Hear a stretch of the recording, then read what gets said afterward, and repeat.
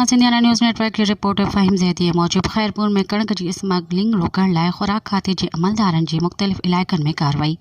करे कणक सां भरियल सवें गाॾियूं तहवील में वठी हज़ारे मण कणक फूड गोदामनि में लाहे वरिती।